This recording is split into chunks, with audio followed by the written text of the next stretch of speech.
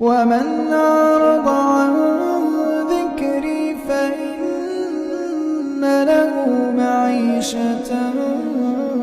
ضنكا ونحشره يوم القيامة أعمى قال رب لم حشرتني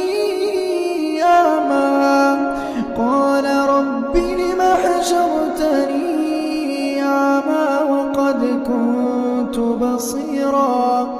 قال كذلك